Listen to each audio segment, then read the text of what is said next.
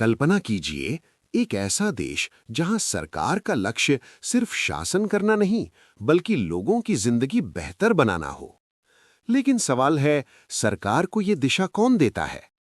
इसका जवाब छुपा है भारतीय संविधान के एक खास हिस्से में, directive principles of state policy. लेकिन यहां एक दिलचस्प बात है। डायरेक्टिव प्रिंसिपल्स नागरिकों को सीधे एनफोर्सेबल अधिकार नहीं देते, फिर भी उन्हें संविधान में बहुत महत्वपूर्ण स्थान दिया गया है। तो आखिर ये प्रिंसिपल्स क्या हैं और इन्हें संविधान में शामिल क्यों किया गया? भारत की आजादी के समय देश के सामने सिर्फ राजनीतिक चुनौतियां नहीं थीं, प्रॉब्लम्स थीं गरीबी, अशिक्षा, सामाजिक असमानता, आर्थिक असंतुलन। संविधान बनाने वाले नेताओं को समझ आ गया था कि सिर्फ राजनीतिक लोकतंत्र काफी नहीं होगा, देश को चाहिए था सामाजिक और आर्थिक न्याय। जब संविधान बन रहा था, तब कॉन्स्टिट्यूएंट असेंबली ऑफ इंडिया में एक बड़ा सवाल उठाया गया। पॉज। सरकार को लोगों के जीवन स्तर को सुधारने की जिम्मेदारी कैसे दी जाए? इस चर्चा में महत्वपूर्ण भूमिका निभाई बी.आर. अम्बेडकर और अन्य नेताओं ने। उन्होंने तय किया कि संविधान में ऐसे प्रिंसिपल्स शामिल किए जाएं जो सरकार को सामाजिक और आर्थिक कल्याण की दिशा दें।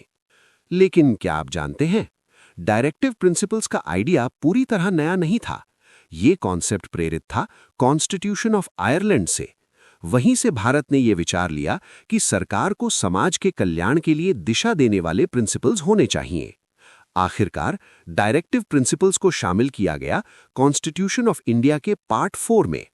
आर्टिकल्स हैं आर्टिकल 36 से 51। इनका उद्देश्य है सामाजिक न्याय, आर्थिक समानता, कल्याणकारी राज्य बनाना।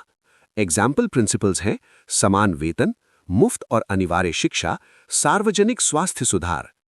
लेकिन यहां एक बड़ा सवाल उठता है, अगर ये इतने महत्वपूर्ण हैं तो नागरिक इन्हें अदालत में लागू क्यों नहीं करवा सकते? क्योंकि डायरेक्टिव प्रिंसिपल्स नॉन जस्टिशिएबल हैं।